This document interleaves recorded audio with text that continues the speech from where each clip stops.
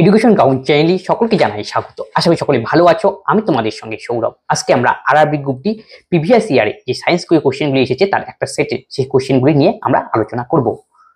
দেখো, আজকে ক্লাসে প্রথম কোশ্চেন এখানে দেওয়া রয়েছে, আধুনিক পর্যায় সারণীতে কতগুলি দল ও পর্যায় রয়েছে। দল বলতে বলা হচ্ছে শ্রেণীর কথা। তাই কতগুলি শ্রেণী এবং কতগুলি পর্যায় রয়েছে।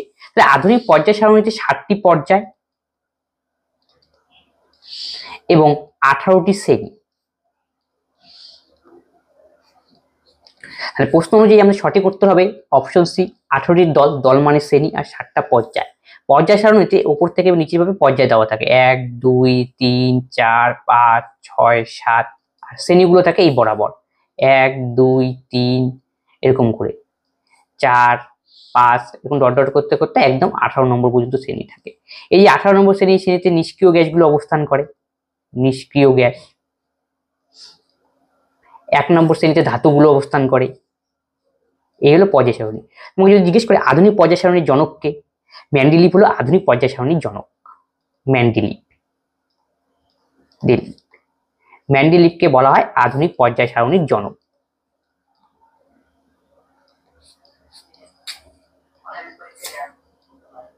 কিউপাস অক্সাইড তামার যোজ্যতা কত? কিউপাস অক্সাইড তামার যোজ্যতা কত তা আমাকে নির্ণয় করতে। কিউপাস অক্সাইডের সংকেত কি তা জানতে হবে। Cu2 হলো কিউপাস অক্সাইডের সংকেত।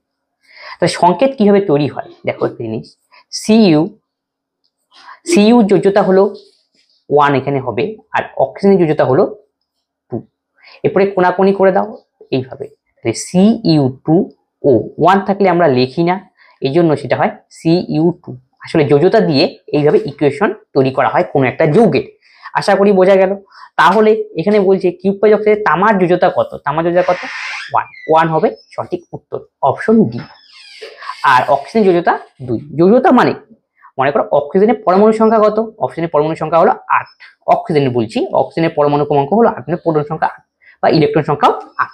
তাহলে অক্সিজেনের প্রথম কক্ষে 2টো থাকবে, আর দ্বিতীয় কক্ষে অগত থাকে 6টি থাকতে পারে, 8টা পূর্ণ হবে।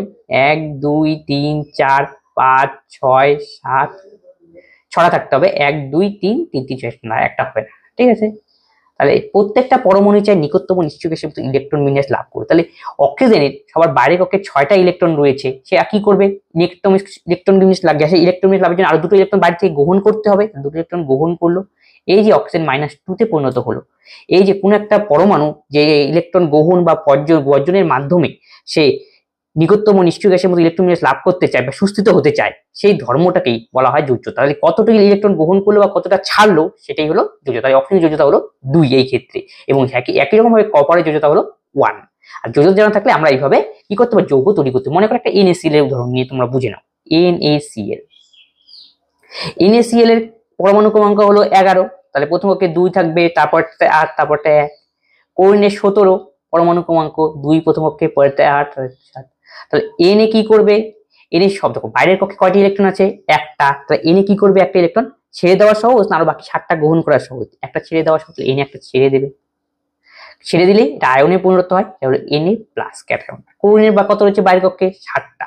ক্লোরিন কি করবে? আরো একটা গ্রহণ করবে, কারণ 7টা ছেড়ে দেওয়া একটা গ্রহণ করা সহজ। গ্রহণ করলো Cl-। তাহলে ক্লোরিনের যোজ্যতা কত? 1। সোডিয়ামের যোজ্যতা 1। তখন আমরা কিভাবে লিখি? এই যে Na সোডিয়াম, তার যোজ্যতা হলো 1, এমন করে লিখে দাও। ক্লোরিনের যোজ্যতা কত? 1। তারপরে কোনাকুনি করতে হবে, তার মানে N এর সঙ্গে যাবে এই নিচেরটা, তার মানে N এর সাথে 1 আর ক্লোরিনের সাথে 1 1 1 লিখি না আমরা, তাহলে হয় NaCl। এইভাবে কি হয়? যোজ্যতা দিয়ে আমরা যৌগ তৈরি করি। তো সংকেতের সাহায্যে আমরা এইভাবে যোজ্যতা নির্ণয় করতে পারবো। ড্যাশের মধ্যে কার্বলিক শ্রেণী নেই। কার্বলিক মানে CO যে রয়েছে গ্রুপ, সেটার কথা বলা হয়েছে। আমরা জানি জৈব যৌগের ক্ষেত্রে বিভিন্ন ধরনের কার্যকারী গ্রুপ থাকে, যেমন aldehyde group, CHO group, CO group, কিটো গ্রুপ, COSO AOH গ্রুপ, এই সমস্ত গ্রুপের কথা বলা। OH group, hydroxyl group. এটা যেমন একটা উদাহরণ নাও, CHO গ্রুপ যুক্ত একটি যৌগ হলো জৈব যৌগ CH3CHO, অ্যাসিটালডিহাইড যাকে আমরা বলি। আর আরেকটা যৌগ এখানে উদাহরণ নেই, CO কিটো গ্রুপ যুক্ত যৌগ, সেটা হলো কি CH3 CH2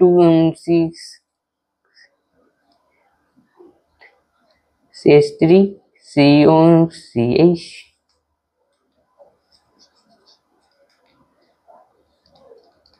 H2 COCH2, এই টাইপের একটা যৌগ হতে পারে। তারপরে CH3COOH, CH3CH2OH, CH3 CH3, ঠিক আছে। তাহলে দেখো এখানে বলছে কার্বলিক শ্রেণী নেই। কার্বলিক মানে কি সিও যুক্ত থাকবে, যে সি এর সঙ্গে দেখো ও আছে, যে সিও, এই সমস্ত গ্রুপগুলো নেই।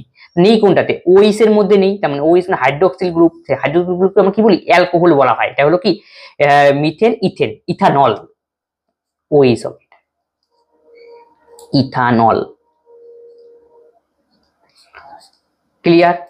তাহলে প্রশ্ন বলছে ড্যাশের মধ্যে কার্বলিক শ্রেণী নেই। কার্বলিক মানে সি যুক্ত নেই। সি দেখো সিও যুক্ত অ্যালডিহাইড গ্রুপের মধ্যে থাকে CHO, কিটো গ্রুপের মধ্যেও সি থাকে, তার কার্বক্সিল গ্রুপের মধ্যেও COH থাকে, কিন্তু OH গ্রুপের মধ্যে খালি OH থাকে। অ্যালকোহলের ক্ষেত্রে দেখা হয় OH, তার জন্য কি হবে? ইথানল হবে সঠিক উত্তর। ক্লিয়ার? কিটো গ্রুপ তাহলে CO, আর কার্বক্সিলিক গ্রুপ হলো COH কার্বক্সিলিক গ্রুপ, আর অ্যাসিটিল অ্যালডিহাইড গ্রুপ হলো CHO। অ্যালডিহাইড গ্রুপ যুক্ত একটা যৌগের উদাহরণ হলো CH3CHO, এটাকে বলে অ্যাসিড। এরকম আরো যৌগ আমরা তৈরি করতে পারি, CH3CH2CHO, কিটোন হলো CH3COCOHO এরকম, আর অ্যাসিটিক অ্যাসিড CH3COH এরকম। গ্যাসের মধ্যে সবচেয়ে বেশি ইলেকট্রন আসক্তি রয়েছে। এর সঠিক উত্তর হবে অপশন বি, ক্লোরিনের মধ্যে সবচেয়ে বেশি ইলেকট্রন আসক্তি রয়েছে। ক্লোরিনের পরমাণু ক্রমাঙ্ক হলো 17, তাহলে প্রথম পক্ষে 2, তারপরে 8, তারপরে কত হবে 7। তাই ক্লোরিন কি করবে? একটা ইলেকট্রন গ্রহণ করবে, তাহলে নিকটতম নিষ্ক্রিয় গ্যাসের মধ্যে পরিণত হবে, তাহলে ক্লোরিন মাইনাস। তাহলে দেখো কোনো একটা মৌল যখন ইলেকট্রন এভাবে গ্রহণ করে, ইলেকট্রন গ্রহণ করার যে টেন্ডেন্সি, ইলেকট্রন গ্রহণ করার যে টেন্ডেন্সি, তাকে বলা হয় ইলেকট্রোনেগেটিভিটি টেন্ডেন্সি। তাকে বলা হয় কি? ইলেকট্রন গ্রহণ করে নেগেটিভে পরিণত হবে। ইলেকট্রন গ্রহণ করার যে টেন্ডেন্সি, তাকে বলা ইলেকট্রোনেগেটিভিটি বা তড়িৎ ঋণাত্মকতা। এটা একটা কি আমরা পিরিয়ডিক টেবিলের মধ্যে এই কনসেপ্টটা পাই। তড়িৎ ঋণাত্মকতা পরীক্ষায় কম জিজ্ঞেস করতে পারে, সেই তড়িৎ ঋণাত্মকতা কম হলো ফ্লোরিন, ক্লোরিন, ব্রোমিন, আয়োডিন। তার মানে সবচেয়ে তড়িৎ ঋণাত্মকতা বেশি হলো F এর, তারপরে ক্লোরিনের, তারপরে হলো ব্রোমিনের, তারপরে আয়োডিনের। তড়িৎ ঋণাত্মকতার কথা বলা হয়েছে, তড়িৎ ঋণাত্মকতা। আর ইলেকট্রোএফিনিটি মানে কি? ইলেকট্রন যে আসক্ত করার ক্ষমতা রয়েছে, তার মানে কি? ক্লোরিন আর ফ্লোরিন মনে করো যে ভাবো, ক্লোরিন কি করবে? ক্লোরিন তো ইলেকট্রন গ্রহণ করে আয়নে পরিণত হলো, কিন্তু যার ইলেকট্রন গ্রহণ করার ক্ষমতা বেশি, দুটো কিন্তু আলাদা। ক্ষমতার কথা বলা হয়েছে। ইলেকট্রন গ্রহণ করে কি ক্ষমতা বেশি মানে এনার্জি নির্গত, ইলেকট্রন গ্রহণ করে কি এনার্জি নির্গতন করবে, এনার্জি নির্গত করবে। সেই ইলেকট্রন গ্রহণ করে যে এনার্জি নির্গত হয়, সেটা কার সবচেয়ে বেশি হয় সেটার কথাই বলা হয়েছে। এই ক্ষেত্রে অ্যান্সার হবে আমাদের ক্লোরিন। ঐচ্ছিক পেশি ড্যাশে থাকে। ঐচ্ছিক পেশি আমাদের দেখতে পাওয়া যায় পশ্চাৎপদে, পায়ের মধ্যে দেখতে পাওয়া যায় আমাদের ঐচ্ছিক পেশি। ঐচ্ছিক পেশি মানে কি? যে সমস্ত পেশি আমরা নিজেদের ভাবে নিয়ন্ত্রণ করতে পারি, সেই সমস্ত পেশিকে বলা হয় ঐচ্ছিক পেশি। আর যে সমস্ত পেশিকে আমরা নিজেরা নিয়ন্ত্রণ করতে পারি, আমাদের নিয়ন্ত্রণের বাইরে, সেটাকে বলা হয় অনৈচ্ছিক পেশি, ইনভলেন্ট। যেমন হৃৎপিণ্ডে কি আমাদের হাতে কোনো কন্ট্রোল রয়েছে? না, তাই হৃৎপিণ্ড অনৈচ্ছিক পেশি। যকৃতের উপর আমার কোনো কন্ট্রোল রয়েছে? ফুসফুসের উপর আমাদের কোনো কন্ট্রোল নেই, তাই জন্য অষ্টম। কিন্তু আমরা পা লেভেলে যেতে পারি, কোথাও যাওয়ার ইচ্ছা হলে এগিয়ে যেতে পারি, পিছিয়ে আসতে পারি, এই জন্য আমাদের পশ্চাৎপদ হলো ঐচ্ছিক পেশি। নিম্নলিখিত বিভাগগুলির মধ্যে কোনটি নগ্ন বীজ উৎপন্ন করে? অপশন হচ্ছে অ্যাঞ্জিওস্পার্ম, বায়োফাইটা, থ্যালোফাইটা এবং জিমনোস্পার্ম হবে সঠিক উত্তর। নগ্ন বীজ মানে যাদের ফলের বাইরে বীজ থাকে, ফলের বাইরে, অর্থাৎ যাদেরকে আমরা বলি ব্যক্তবীজী উদ্ভিদ।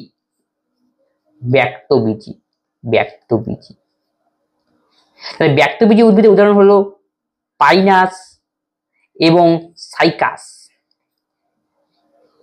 আর গুপ্তবীজী মানে হলো অ্যাঞ্জিওস্পার্ম, যাদের বীজটা ফলের ভেতরে থাকে, আম, জাম, কাঁঠাল, এরা হলো গুপ্তবীজী উদ্ভিদ, গুপ্তবীজী।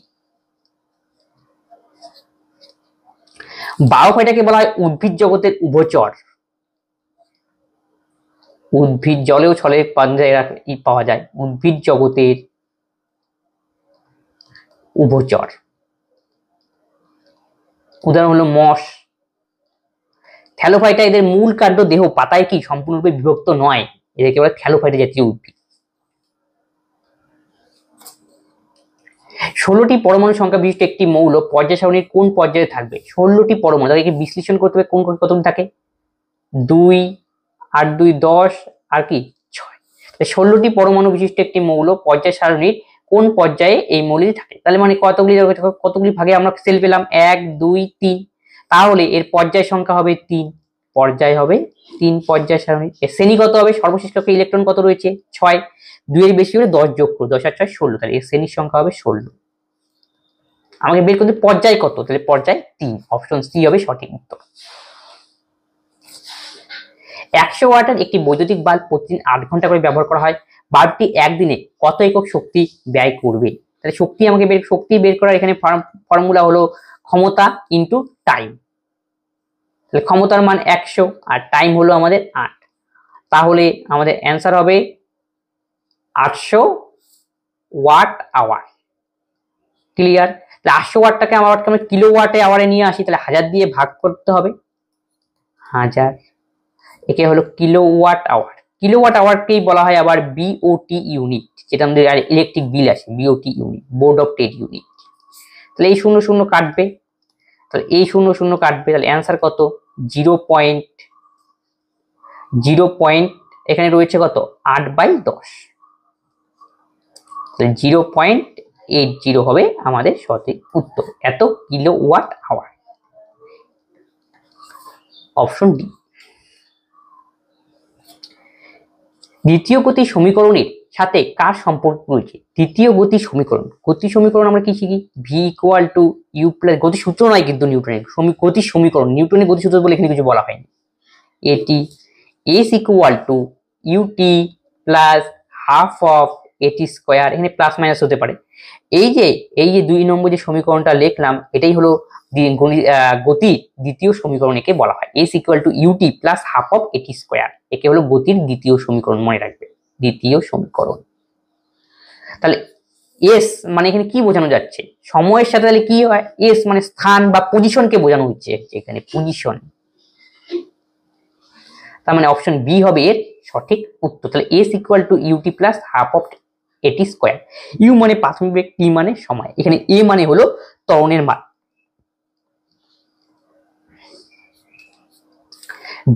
বেগ মানে কি? সরণ বাই সময়, বেগ ভেক্টর রাশি, সরণ বাই সময়।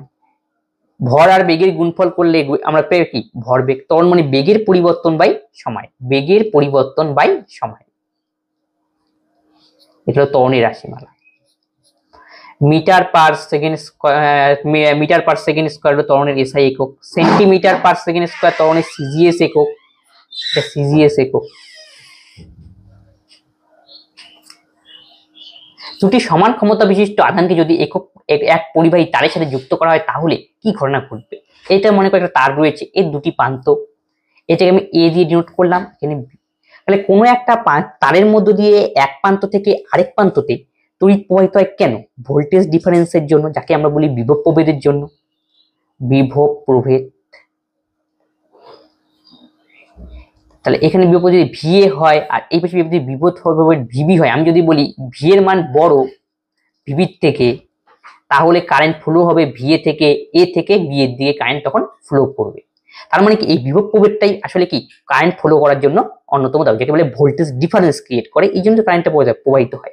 তাহলে এখানে কি বলি, দুটোর মান যদি সমান হয়ে যায়, তার মানে কি কোনোটা থেকে কোনোটা কারেন্ট প্রবাহিত হবে? হবে না। তাই সঠিক উত্তর হবে অপশন সি, তড়িৎ প্রবাহিত হবে না তখন। তাহলে ভোল্টেজ, বিভব প্রভেদের একক কি পরীক্ষায় যদি জিজ্ঞেস করে, বিভব প্রভেদের একক হবে ভোল্ট।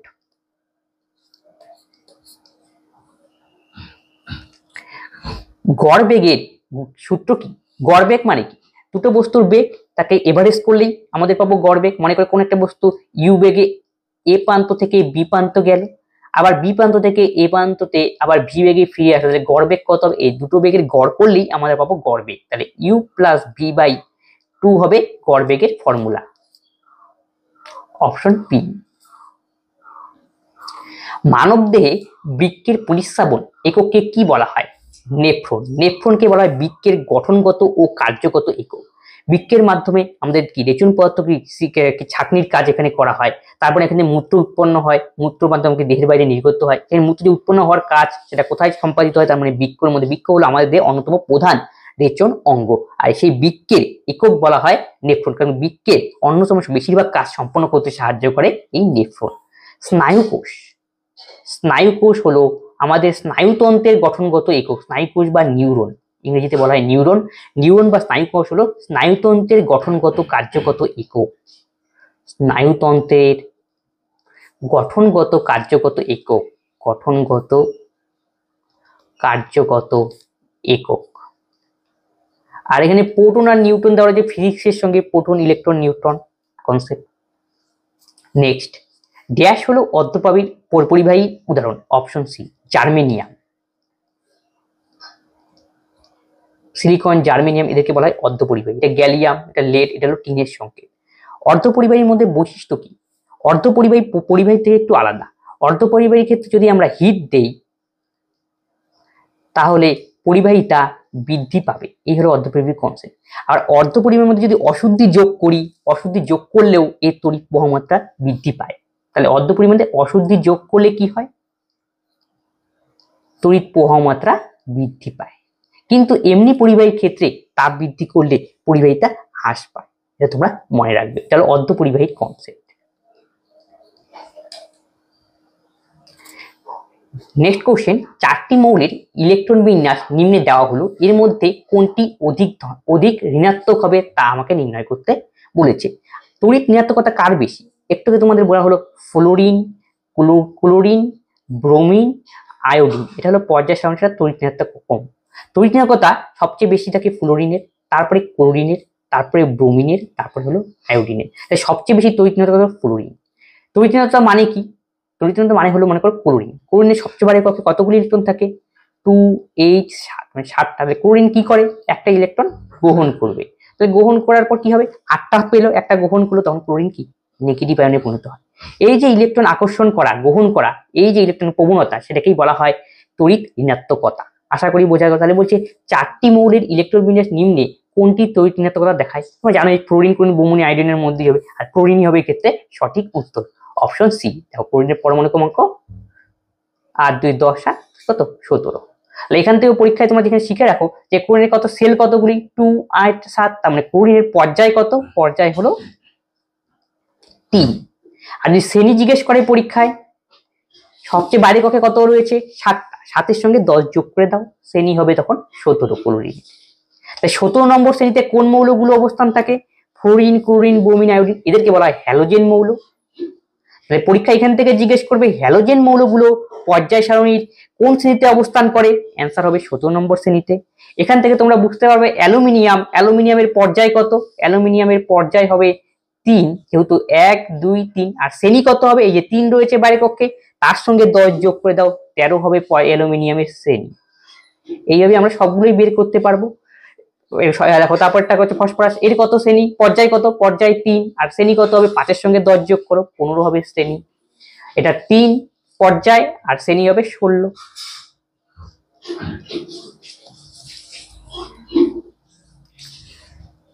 কুড়ি কেজি ভর বিশিষ্ট একটি বস্তুতে স্থিতিশক্তি 400 জুল, মাধ্যাকর্ষণ বল 10 নিউটন কেজি। আচ্ছা, তবে বস্তুটির উচ্চতা কত? এই অঙ্কটা করার জন্য আমরা যে স্থিতিশক্তির ফর্মুলা রয়েছে সেটা ইউজ করতাম। স্থিতিশক্তির ফর্মুলা কি বলা হয়? mgh। এখানে কিসের মান দেওয়া রয়েছে? মাধ্যাকর্ষণ বল, বা এখানে 10 নিউটন পার কেজি। এটি হলো কি আসলে শক্তি হিসেবে নিতে হবে 10। এম এর মান 10, ক্লিয়ার। তারপরে হলো ইউএস, একটু ভুল হয়ে গেল, স্থিতিশক্তির মান তো এখানে 10 নেই, 400 দেওয়া রয়েছে। 400 জুল, এটা স্থিতিশক্তি, 400 বসবে। আশা করি বোঝা গেল। তারপরে হলো কেজির মান আমাদের দেওয়া রয়েছে 20 কেজি, আর 10 নিউটন পার কেজি, এখানে 10 নিতে হবে। তাহলে এখানে কি হবে? 8। তাই আমরা কাটাকাটি করি, এই 0 0 কাটো, 2 দিয়ে কাটাকাটি করলে একটা এই 0 0 চলে গেল, 2 দোকানে 4। তাহলে এইচ ইকুয়াল টু কত হবে? 2 মিটার। এটাই হলো আমাদের হাইট, অপশন ডি। এটা হলো স্থিতিশক্তি বের করার ফর্মুলা, ইপ ইকুয়াল টু এমজি। গতিশক্তি বের করলে আমরা এই ফর্মুলা ইউজ করতাম, হাফ অফ এমভি স্কয়ার।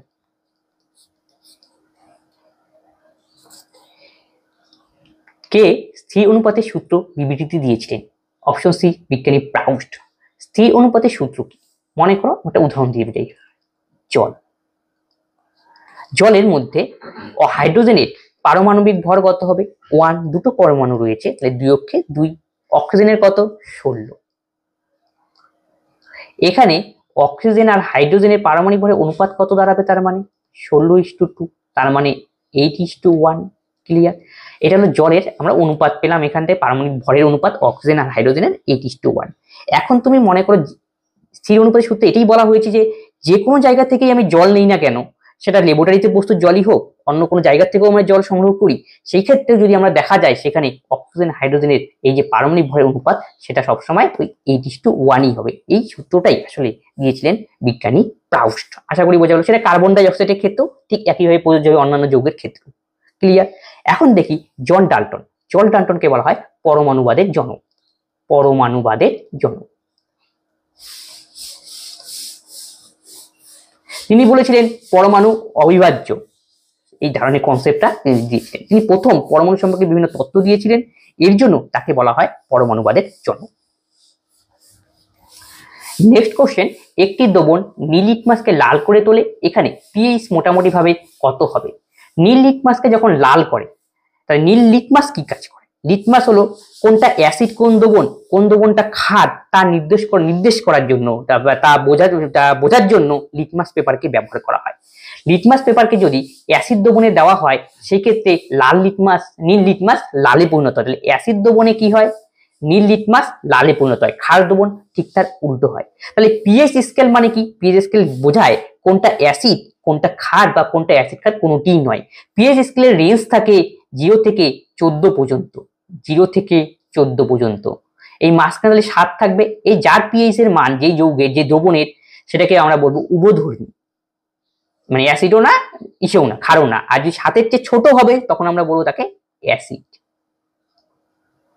আর 7-এর চেয়ে বড় হবে 14-এর চেয়ে ছোট হবে তখন আমরা বলবো ক্ষার। তাহলে প্রশ্নে বলেছে একটি নীল লিটমাসকে লাল হবে, নীল লিটমাস লাল হবে কখন? অ্যাসিড দ্রবণে, এতটুকু কনফার্ম। তাহলে অ্যাসিড দ্রবণের পিএইচ এর মান নিশ্চয়ই 7-এর চেয়ে কম হবে। তাহলে 7-এর চেয়ে কম কোনটা রয়েছে অপশনের মধ্যে? অপশন সি 6 হবে সঠিক উত্তর। যদি বলো ক্ষার কোনটা হবে সেই ক্ষেত্রে আমরা 8 বা 9 দিতে পারতাম, তখন ওইভাবে অপশন দেওয়া থাকবে। আর উভো বললে কেন অ্যাসিড ক্ষার কোনটি নয় বলে তখন 7 হবে। ক্লিয়ার? নেক্সট কোশ্চেন, একটি দ্রবণে 320 গ্রাম জলের মধ্যে 33 গ্রাম লবণ রয়েছে, দ্রবণের ভর শতাংশ অনুযায়ী ঘনত্ব নির্ণয় করতে বলছে। 320 গ্রাম জলের মধ্যে 33 গ্রাম লবণ, সাধারণ লবণ, তাহলে আলটিমেট টোটাল দ্রবণের মধ্যে টোটাল ম্যাটেরিয়ালের পরিমাণ কত যোগ করে দাও, তাহলে আমরা পাবো 3 3 3 2 5, তার মানে 353 টোটালটা। আশা করি বোঝা গেল। তার মধ্যে 33 গ্রাম লবণ রয়েছে, এই যে লবণ দিয়ে দিলাম। এখন একে পার্সেন্টেজে কত, এই হলো অঙ্ক। পার্সেন্টেজে করার জন্য নিশ্চয়ই পার্সেন্টেজ চিহ্ন থাকবে, আর আমরা একটু সিম্পল মানে একটু অ্যাপ্রক্স আকারে করি। 353কে আমি নেই 350 ক্যালকুলেশনের সুবিধার জন্য। 100, এই 0 0 কাটো, 5 দোকানে 10, 5 7 35, 33 দোকানে 66, নিচে বসবে 7, তাহলে 7 নং 63, 9.something% হবে। তাহলে 9.something% দিয়ে একমাত্র একটা অপশন রয়েছে, সেটা হলো অপশন ডি হবে সঠিক উত্তর। স্বরণের পরিবর্তনের হার হিসাবে পরিচিত হয় কি? স্বরণের পরিবর্তনের হারকে আমরা বলি বেগ, velocity. Velocity is equal to স্বরণের পরিবর্তন বাই সময়। তাহলে বেগের একক তো সবাই জানো মিটার পার সেকেন্ড, আর বেগ হলো ভেক্টর রাশি। এটা কিন্তু পরীক্ষায় কনফিউজ হয়, বেগ ভেক্টর রাশি। আর বেগ আর দ্রুতি কিন্তু একই জিনিস, কিন্তু দ্রুতি মানে কি? দ্রুতি মানে হলো দূরত্ব বাই সময়। তার মানে ব্যাপারটা কি? মনে করো একটা প্লেস এ পয়েন্ট, এটা একটা পয়েন্ট বি পয়েন্ট, কোনো একজন ব্যক্তি এ থেকে বিতে গেল, এই দূরত্ব আমি এস ধরলাম, এই যে সময় লাগবে টি, তখন এস বাই টি যখনই করবো তখন সেটা হবে বেগ। কারণ বেগের নির্দিষ্ট মান রয়েছে, দিক রয়েছে। আরেকবার একটা উদাহরণ দেখো ভালো করে বোঝো। এটা হলো এ, এটা পয়েন্ট হলো বি, কোনো একজন ব্যক্তি এ থেকে বিতে গেল, বিভিন্ন পথ ঘুরে ফিরে তারপরে গেল, আলটিমেট তার ডিস্টেন্সটা কত হলো টোটাল, তাহলে মানে এতটা আমরা কারেক্ট করতে হবে, যোগ করে দেখতে হবে কত সময় লাগলো, এই জন্য সেই সময়টা নিতে হবে, তারপরে ভাগ করে বের করতে হবে, যেটা বেরোবে সেটাই হবে আমাদের কি দ্রুতি। তাহলে পার্থক্য বোঝা গেল। তাহলে দ্রুতি কি কোনো নির্দিষ্ট দিক নেই, কিন্তু মান রয়েছে, কিন্তু বেগের মান ও দিক দুটি রয়েছে, তাই বেগ হলো ভেক্টর রাশি। তাহলে এই প্রশ্নে কি হয়েছে? স্বরণের পরিবর্তনের হার, তাহলে বেগ, অপশন বি হবে সঠিক উত্তর। প্লবতা বলের পরিমাণ তরল পদার্থের কোন কোন বিষয়ের উপর নির্ভর করে? এই টাইপের কোশ্চেন তোমরা এই ফর্মুলা খালি মনে রাখবে, P equal to h dg. H মানে হাইট বা গভীরতা বলতে পারো, গভীরতা বা হাইট। ডি মানে ঘনত্ব, জি মানে হলো অভিকর্ষীয় ত্বরণ, অভিকর্ষজ ত্বরণ। তাহলে প্রশ্ন বলছে প্লবতা বলের পরিমাণ তলপথে কোন বিষয়ের উপর নির্ভর করে? ডি, ডেনসিটি, ঘনত্বের উপর নির্ভর করে। এই যে প্লবতা সংক্রান্ত কনসেপ্ট, এটা আর্কিমিডিস প্রথম অন্যতম তিনি দিয়েছিলেন। কিন্তু প্লবতা ব্যাপারটা কি? মনে করো কোনো একটা দ্রবণ বা জল রয়েছে, জলের মধ্যে কোনো একটা পদার্থ তুমি এখানে ভাসিয়ে দিলে, তখন সেটা ডুববে না ভাসবে, এটা এই কনসেপ্টের ব্যাখ্যা দেওয়া যায় প্লবতার সাহায্যে। প্লবতা মানে কি? কোনো একটা পদার্থ তুমি জলের মধ্যে দিলে, তখন সেই পদার্থটা সেই জলের উপর নিশ্চয়ই একটা বল প্রয়োগ করবে। আবার কি নিচের জলও পাল্টা সেই পদার্থের উপরে একটা বল প্রয়োগ করবে। এই যে পাল্টা বলটা প্রয়োগ করে সেটাই হলো কি? প্লবতা। এই প্লবতা বলের মানের উপর নির্ভর করে কোন বস্তুটি ডুববে, কোনটি ভাসবে বা কোনটি ডুবে ডুবে ভাসবে। যখন প্লবতা বলের মানটা, এটা হচ্ছে মনে করো এই যে বস্তুটা যে বলটা প্রয়োগ করছে তার চেয়ে যদি বেশি হয়ে যায় তখন ভাসবে বস্তুটা, আবার কম হয়ে যায় তাহলে কি হবে? প্লবতা বলের মানটা কম, তখন কি হবে? একদম ডুবে যাবে। আর যদি সমান হয়ে যায় তখন ডুবে ডুবে ভাসবে, মানে এখানে এখানে ডুবে ডুবে ভাসবে। এই সেই কনসেপ্ট যে আর্কিমিডিসের থেকে আমরা এই সমস্ত কনসেপ্টগুলো পেয়ে থাকি। তাহলে প্লবতা কি বোঝা গেল? তাহলে প্লবতা কার উপর নির্ভর করে আমরা এটা বুঝলাম। 750 ওয়াট সম্পন্ন একটি বৈদ্যুতিক ইস্ত্রি প্রতিদিন 8 ঘন্টার জন্য ব্যবহৃত হয়, তাহলে বৈদ্যুতিক ইস্ত্রি দ্বারা একদিনে ব্যবহৃত শক্তির পরিমাণ কত? এখনই তোমাদের শেখানো হলো তড়িৎ শক্তি সংক্রান্ত। এই জন্য ফর্মুলা কি? ক্ষমতাকে সময় দিয়ে গুণ করলেই কতটা শক্তি লাগবে সেটা আমরা বের করতে পারবো। তাহলে পি ইন্টু টি হলো এর ফর্মুলা। তাহলে 750 ওয়াট ক্ষমতা সম্পন্ন 8 ঘন্টা চলে। তাহলে ইউনিট কিসে হবে? এটা ওয়াট ঘন্টা। আমাদের সাধারণত বাড়ির যে বিদ্যুতিক বিল আসে বা নেওয়া হয় সেটা বিওটি ইউনিট ইউজ করা, যা পূর্বে আমি আলোচনা করলাম, বোর্ড অফ ট্রেড ইউনিট।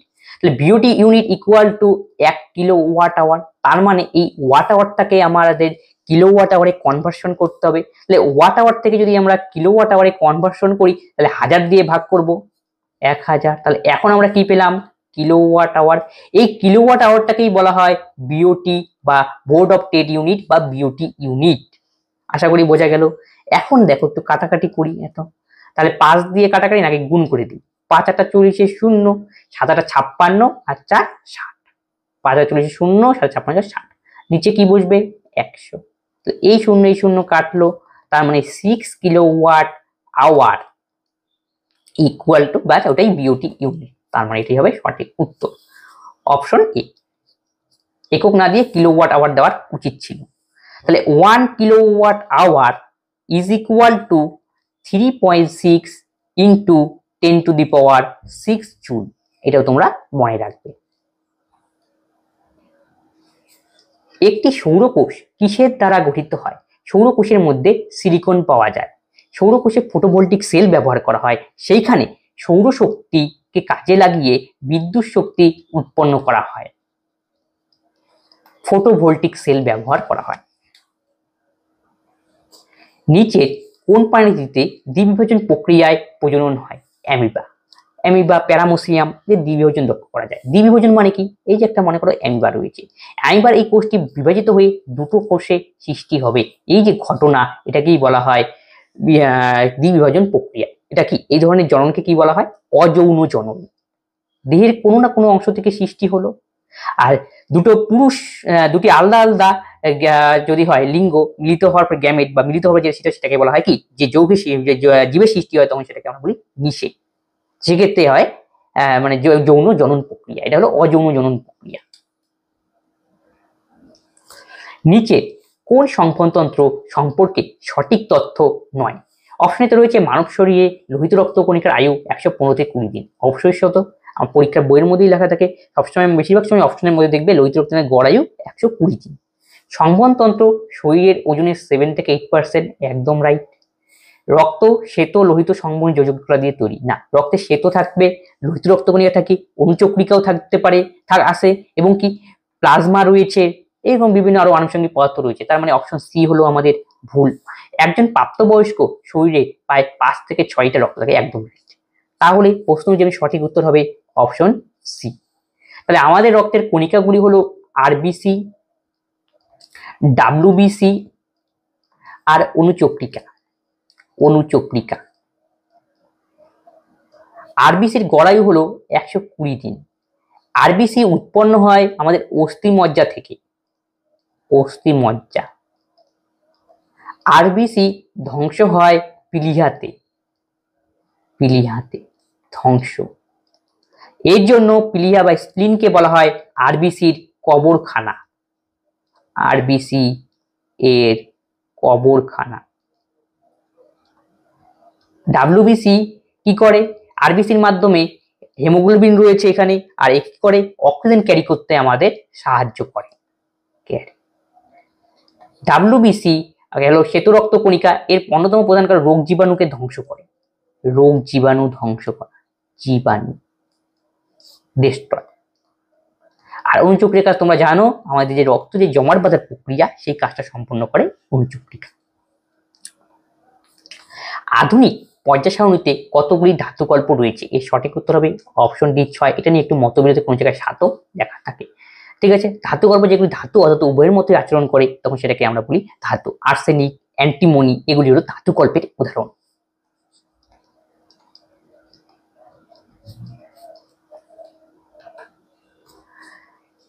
একটি বস্তুর ওপর প্রয়োগকৃত বলের পরিমাণ হলো 200 নিউটন, তার ভর 100 কেজি হলে বস্তুটির ত্বরণের মান কত? তাহলে ত্বরণের মান বের করতে বলছে। এখন দেখতে হবে আমাদের ডাটা কি দেওয়া রয়েছে। ডাটা দেওয়া হচ্ছে নিউটন মানে ফোর্স, আর 100 কেজি ভর মানে এম। তাহলে এফ আর এম দিয়ে রিলেশন, তাহলে এফ আর এম এর রিলেশন আমরা কি জানি? F equal to m into a. বল ইকুয়াল টু ভর ইন্টু ত্বরণ, নিউটনের দ্বিতীয় গতিসূত্র থেকে আমরা পাই। সেই ইকুয়েশনের মধ্যে বলের মান প্রোভাইডেড 200 নিউটন, তাহলে এফ এর জায়গায় আমরা বসাবো 200 নিউটন, এম মানে 100 কেজি, আর এ আমাদের বের করতে হবে। তাহলে এ ইকুয়াল টু তো পাবো আমরা 200 বাই 100, এত কি? Metre per second 2। কাটাকাটি করে দাও, তাহলে অ্যান্সার হবে 2 মিটার পার সেকেন্ড মাইনাস 2। আচ্ছা, এটা মিটার পার সেকেন্ড স্কোয়ার হবে, লিখতে ভুলে গেছি তখন লিখো, এমন করে লিখলে এটা, আর নাহলে তোমাকে এইভাবে লিখতে হবে এ 2 মিটার এইখানে মাইনাস 2। ক্লিয়ার? দেখো কোনটা রয়েছে, 2 মিটার সেকেন্ড, তাহলে অপশন বি হবে সঠিক উত্তর। নিম্নলিখিত গুলির মধ্যে কোনটি মৌলের ইলেকট্রন বিন্যাস 283? 283 যখন দেবে যোগ করে নাও, আর 2 10 আর 3 13। 13 কার পারমাণবিক সংখ্যা? পারমাণবিক সংখ্যা 13 রয়েছে অ্যালুমিনিয়ামের। আর্গনের 18, সোডিয়ামের 11, ম্যাগনেসিয়ামের 12। তাহলে ম্যাগনেসিয়াম ইলেকট্রন বিন্যাস 282 হয়, এর 281 হয়, এর হবে 283, এরকম। আর্গনের 28 16 2 18, ঠিক আছে, 288, আর সরি আর 2 10 18। তাহলে এইভাবে কি আর্গন, নিয়ন, আর্গন, কেপ্টন, জেনন এর হলো নিষ্ক্রিয় গ্যাস। নেক্সট কোশ্চেন, ত্বকে কোন ধরনের কোষ দ্বারা গঠিত হয়? অপশন রয়েছে বহিঃস্থলজ কোষ, যোজক কলা, স্থায়ী কলা এবং প্যারেনকাইমা কলা। ত্বকের মধ্যে আমরা পাই বহিঃস্থলগত কোষ।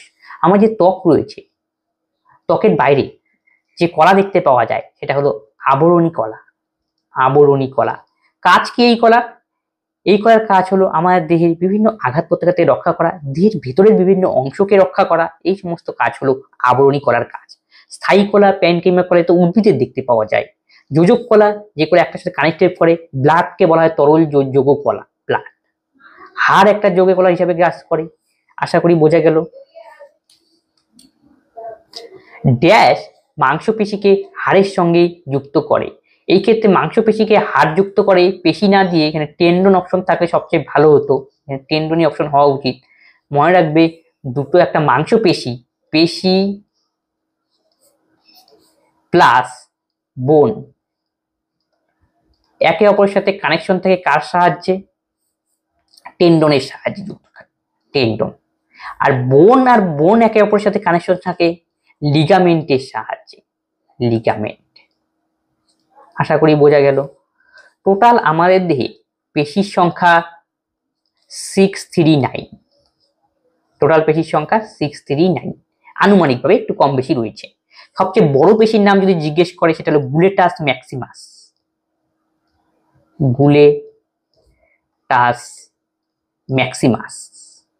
এই পেশি হলো সবচেয়ে বড় পেশি আমাদের দেহে, বড়। স্টেপেডিয়াস কানের মধ্যে পাওয়া যায়, সবচেয়ে ছোট পেশি স্টেপেডিয়াস, ছোট পেশি, ছোট পেশি।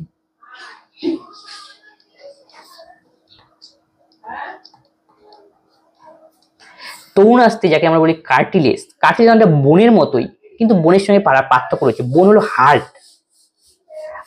বোন হলো হার্ট, কিন্তু তরুণাস্থি বোনের মতো অতটা হার্ড নয়, এরা ফ্লেক্সিবল হয় এবং সফট হয় এবং সফট। তরুণাস্থি কোথায় দেখতে পাওয়া যায়? আমাদের যে নাক রয়েছে, নাকের যে অগ্রভাগ যাকে নাকের টিপ বলে থাকি, সেই অংশে দেখতে পাওয়া যায় তরুণাস্থি, নাকের অগ্রভাগ। কানের যে লতি রয়েছে সেখানে দেখতে পাওয়া যায়, যেখানে মাছটা কান মোড়া দেয়, সেইখানে থাকে আমাদের তরুণাস্থি।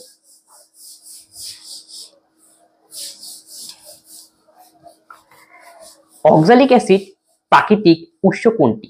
অক্সালিক অ্যাসিডের প্রাকৃতিক উৎস হলো টমেটোর মধ্যে পাওয়া যায়, দই পাওয়া যায়, দইয়ের মধ্যে যে অ্যাসিড পাওয়া সেটা হলো ল্যাকটিক অ্যাসিড, ল্যাকটিক অ্যাসিড।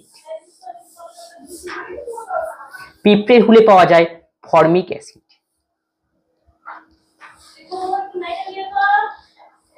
তেঁতুলের মধ্যে টার্টারিক অ্যাসিড পাই, টার্টারিক অ্যাসিড। এই প্রত্যেকটি কিন্তু জৈব অ্যাসিড, এটা তোমরা মনে রাখবে। তাহলে আস্তে আস্তে এই 30খানা কোশ্চেন ছিল, 30খানা কোশ্চেন তোমাদের আলোচনা করলাম। যদি কোনো কোশ্চেনে তোমাদের ডাউট হয় অবশ্যই তোমরা কমেন্ট বক্সে কমেন্ট করবে এবং বন্ধুর সঙ্গে শেয়ার করে দাও যাতে সকলেই এই ক্লাসটি উপকৃত হয়। তবে আজকে আমরা এখানেই শেষ করছি, পরবর্তী ভিডিওতে আবার দেখা হচ্ছে। ধন্যবাদ।